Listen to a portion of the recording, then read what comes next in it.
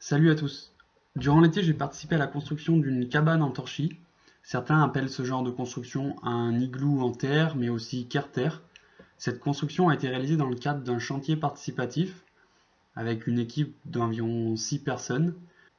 C'est une affaire de quelques jours avec évidemment des temps intermédiaires pour laisser la structure sécher. Alors au commencement, il n'y avait qu'une agréable clairière. La première étape fut les fondations de la cabane. Nous avons creusé une tranchée de 30 cm de large et de profond environ, qui reprend évidemment les formes de la structure finale que nous souhaitons, c'est-à-dire un cercle pour la partie centrale et une petite entrée en forme de tunnel.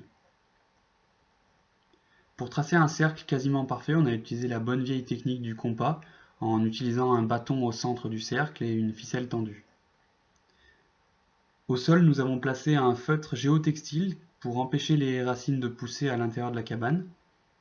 Les plus grosses pierres sont installées dans la tranchée afin de servir de base pour les fondations. Ensuite, on prépare un mortier à base de chaux qui va nous aider à structurer le petit muret sur lequel va reposer la structure en torchis. La recette est pratiquement identique à celle du béton. On met un seau de chaux pour environ 3 à 4 seaux de sable dans la bétonnière. L'eau est ajoutée en fonction de la texture finale voulue.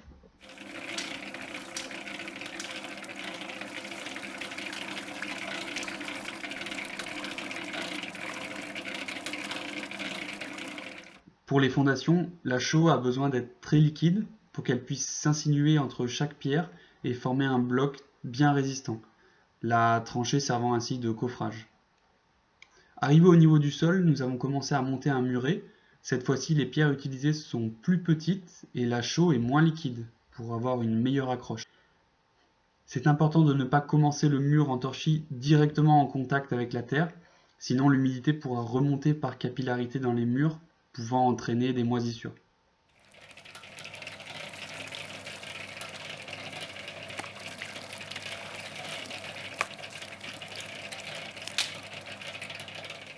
Vient ensuite l'installation de l'ossature de la structure. Nous l'avons réalisée en bambou tressé. Les bambous sont coupés en deux dans le sens de la longueur, ce qui permet de les rendre encore plus flexibles. Puis on vient les enfoncer à la verticale dans le muret de chaux, avant qu'ils ne sèchent bien sûr.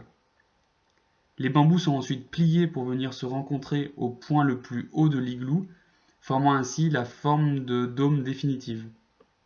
Tout le tressage est attaché avec de la ficelle, et l'important est de ne pas avoir de jour trop important entre deux bambous, ça permet d'y fixer des boudins de torchis beaucoup plus facilement.